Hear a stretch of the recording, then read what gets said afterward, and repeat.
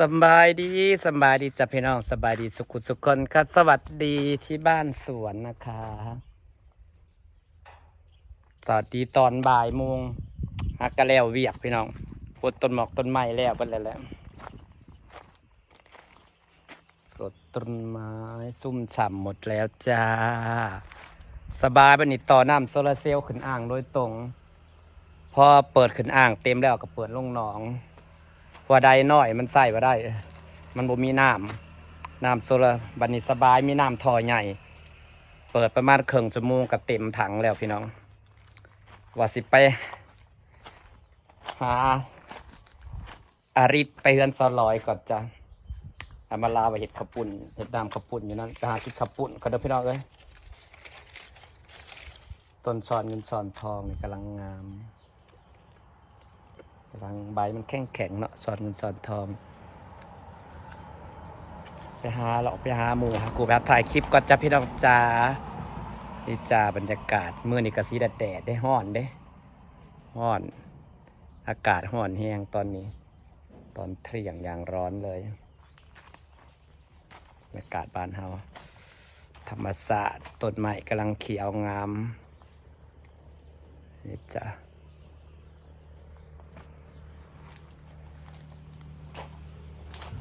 ถึงสาวอาลิฟแล้วป้าพอไปตลาดแต่เช้ายังบ่มาอาลิฟเอ้ยอาลิฟทำอะไรทำอะไรทำอะไรฮะทำอะไรสาวอาลิฟน้อยทำอะไรคือนางบ่ปากบ่เบาเธอ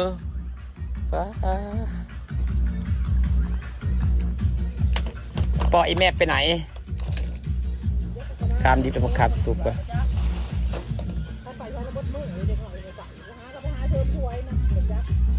สงสัยพักกันเสริมสวยเองแล้วลูกสาวน้อยจ้ากล้องดูล่ะจ้าปะสาวหน่อยนางกับสาวอลิสหน่อยพอแม่นไปปักซอยยังบ่มาอยู่แต่ว่ามาลาบะมาเห็ดไก่น้ำยาขนมจีนอยู่เพื่อนสาวลอยไปสั่นไปปักซอกแต่เศร้าปุติสงสัยพากันไปเสริมงามอยู่2 สาวไปเสริมงามน้องอลิสก็จะไปเสริมงามป่ะสมป่ะลูกสมป่ะแซ่บป่ะอะแซ่บป่ะแซ่บดีแท้ไม่คนมาหดน้ำให้โอ้ยจะไปปาดไห้กิน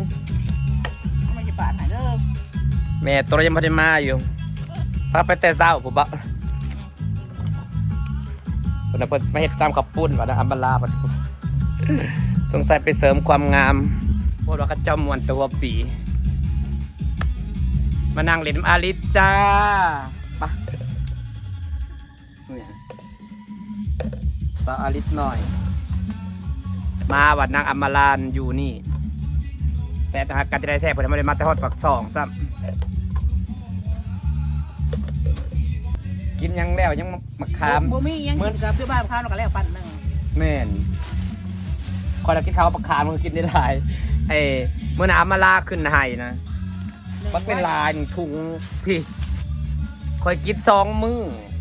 คอยมากินกับข้าวกินกับจกแจ๊กแบบว่าข้าวเจ้าก็สร้างแต่กินกับมะขามก็กินได้แต่กว่าคือว่าแซ่บกว่านะเดี๋ยวพี่น้อง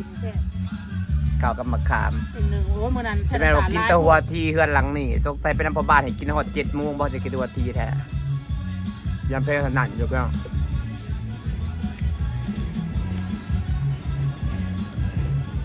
มาเฮือนเอาลูกอ้าโอ้ยเอาลูกกินป้าเอาไห่เทา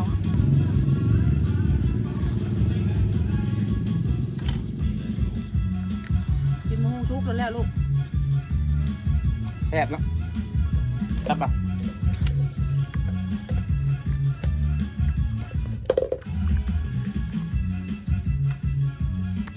เดี๋ยวเอาไห่เลยนะข้างหลังนะยืนไห่แล้วเอาแน่ มักเว้าดิเว้าดูดินั่นมันเห็นเรื่องบางคนเห็นเดียวกันที่อยู่ใดเพิ่นมักเว้าดีมัก ก็หมวดบ่ เว้าดีๆเว้าม่วนว่าจังซะเพิ่นแม่เพิ่นติดโลดไปนำ นะเราจะไปขัว อย่าไปอมเลยลูกมันเงี้ยงมัน ขึ้นนอนเลยลูกสั่งดิเขาจะยังไม่ได้แล้วอยู่งานในบ้านนี่นะ เอาไปให้ตรงอื่นแล้วก็มาโหจะทำได้เองนะแต่มาทำจักรไปจัก แค่ไปไก่มา เขา จั จะ ง มาอีกยุ่งเดือน3เปิดยกอีกหน้าน่ะยกน้องผูดเตียงเทิงถูก อ๋อพอดีมาลามจะทมดินพอดีรถขายของกำลังมาเลย ทงอีกยุ่งคอยกัน ถ้าพวกมาแต่ตลาดยังไม่ได้มาอยู่จ้ะพี่น้องสอนปะฝากได้หน่อยนี่ฝากได้หน่อยนี่เพื่อนจะได้ใส่เสื้อเน็บในครับแม่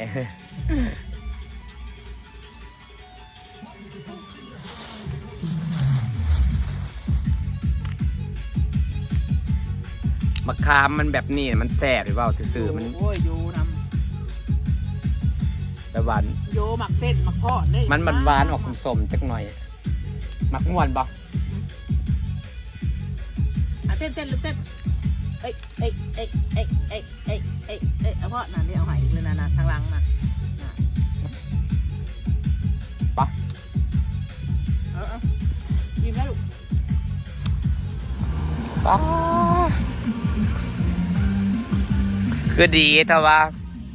พอบ้านในหดทางให้พร้อม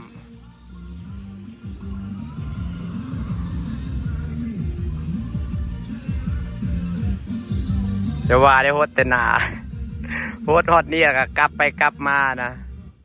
บริสุทธิ์บ้านหดทางให้พร้อม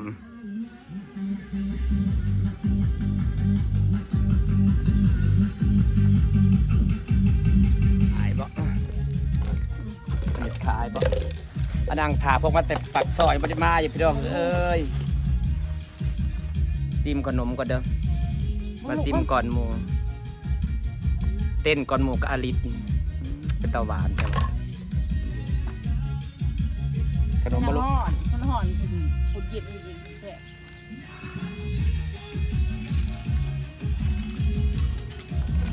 มาซิมขนมก่อนหมู มันห่อนเลยลูกมันห่อน ฮอนฮอนฮอน หุ้ยห่อนหุ้ยห่อนมัน คือว่าเขาซีเขามาบ้านนี่บอก ไป เขาซีเขามาเพื่อนไปบ่ มีเงินวันผู้ยิลุงบอกว่าเงินเสียง เกินละ เองว่าเงินนะน่ะเสียงกระบอกอยู่นะฮะ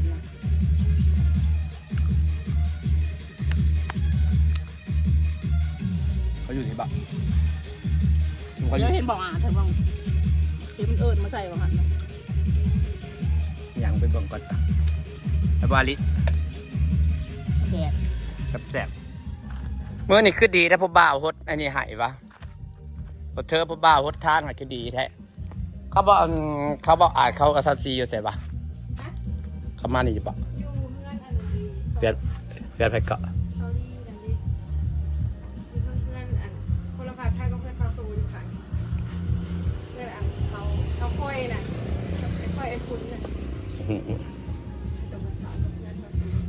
จะวางได้ปะ มีมาดูหน่อย บรรณดู หลังไหน ขึ้นไปใส่มือเยอะมีเพื่อนอีก2 หลังเหมือนเลยสุดปั่นเลยเพื่อนพยาวีไปนะ ไปโรงเรียนไป เพื่อนพยาวีนี่ เอาอันนี้ให้หน่อยนมเย็นซื้อคนหลายๆจังกิน เอานมเย็นจ้านมชมพูจ้าชอบกินนมชมพูนี่เนาะพวกเราไปตลาดยังบ่มาอยู่พูดโพ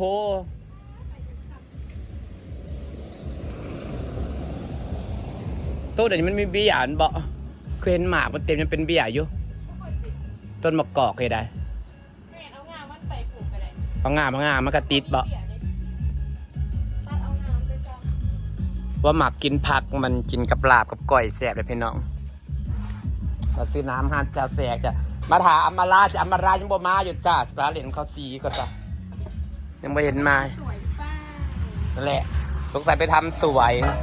อำมาลากับสาวร้อนไปทำสวยพี่น้อง สวยนี่ ดีนะคะมีผู้บ่าวหดทางให้ด้วยสาวดีแท้เว้ยสงสัยพ่อบ้านให้มาหดเนาะดีแล้วบ่มีฝุ่นบนบ้าน ตลาดโคตรปันยังไง มันแห้งไว้แป๊บเดียวมันก็แห้ง แต่นั้นทางโคตรใด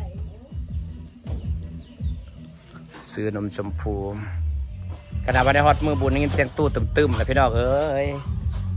พระเจ้ายันเบิดเวลาไปพระเจ้ากินก่อนค่ะ ส่วนหน้านะวัดสิมา เด่นน้ำอลิสเด่นอมราขอสมากินขับปุ่นก่อนขอว่าไปซื้อขับปุ่นยังไม่ได้มาอยู่ค่ะ เจ้าภาพยังบ่มา เจ้าภาพยังบ่มา บอกขอพูดแล้วคำๆอะไรจากสิเมืองมาหลอกถ่ายคลิปพูดแบบฝุ่นเนาะฝุ่นอยู่นี่หรอกระดาษบ้านฉันอยู่ทางดำโอ้กันอยู่นี่ก็สิบ่ไหว เป็นตะยูเด้ เนาะมันเกาะอะไรได้ฝุ่นมันแบบมันเหนียวมันเกาะแบบแม่นขนาดเพื่อนมันมีเพื่อนนั่นติดทางดำแท้ๆยังฝุ่นแบบมันปิวมาตามมันนะตามลมมันนะก็ไล่ลายแต่เพื่อนคั่วนะบกวดมือหนึ่งบกเป็นตาหย่างโลดจะ ทางนี้แห้ง ฝากบรรยากาศไว้ซับนี้ได้จ้าพี่น้องจ้าไปค่ะ